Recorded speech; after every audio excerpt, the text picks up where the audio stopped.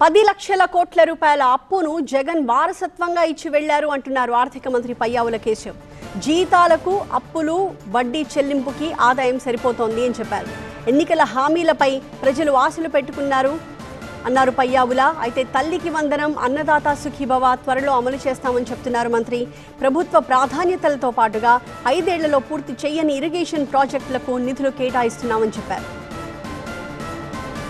దగ్గర ఏమైనా డబ్బులు సర్ప్లస్ ఉన్నాయా? లేవు. వాస్తవంగా మాట్లాడాల్సినటువంటి పరిస్థితి. 10 లక్షల కోట్లకు మీ అందరం కూడా చెప్పాం. 9,74,000 కోట్ల లైబిలిటీస్ పెట్టిపోయారు. ఇవాళ రాష్ట్ర ఆదాయం ఎంత ఉంది అని అంటే కరెక్ట్గా జీతాలు ఇవ్వడానికి, గతంలో వాళ్ళు చేసినటువంటి అప్పులు వడ్డీలు కట్టడానికి కరెక్ట్గా సరిపోతుంది. మొన్న చూపించా 99% of state revenue and central devolution is going ఈ రెండింటికే.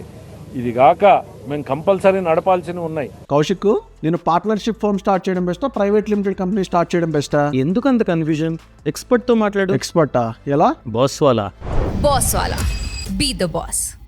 స్కూలు, హాస్పిటళ్ళు, చిన్నపిల్లలవి, ఇట్లాంటి కంపల్సరీ కమిటెడ్ ఎక్స్పెండిచర్ ఉంది. అది కాక ప్రజలు మా మీద పెట్టుకున్న నమ్మకంతో ఇట్లాంటి ప్రాజెక్టులు ఉన్నాయి. మరోవైపు పథకాలు ఉన్నాయి.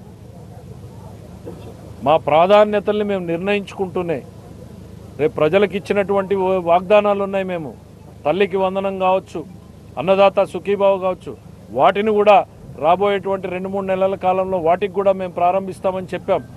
ఒకవైపు వాటికి నిధులు సమకూర్చుకుంటూ, మరోవైపు ఈ ప్రాజెక్టులు 5 ఏళ్లలో ఆగిపోయినటువంటి ప్రాజెక్టులకు మేము డబ్బులు కేటాయించాలి. ఇది ఒక పెద్ద ఛాలెంజ్.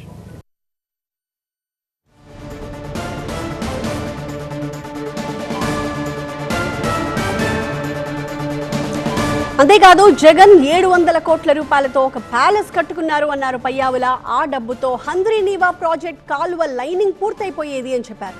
ప్రతి పైసా ప్రజలకు ఉపయోగపడే పనులపైనే పెడుతున్నామని చెప్పారు మంత్రి. వైసీపీది విలాసాల ప్రభుత్వం అయితే తమది ప్రజల కోసం పనిచేసే ప్రభుత్వం అన్నారు పయ్యావుల కేశవ్.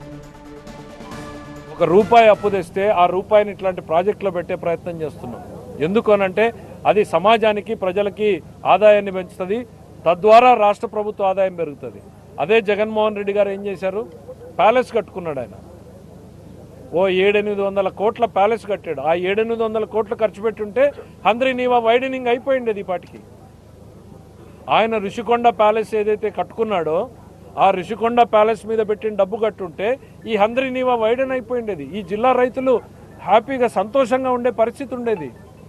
మాకు గత ప్రభుత్వానికి తేడా ఏంటంటే ప్రతి రూపాయి ప్రజల కోసం పెడుతున్నాం. వాళ్ళు విలాసాల కోసం పెట్టుకున్నారు. ఎన్నో ఇబ్బందులు ఉన్నాయి ఆర్థికంగా.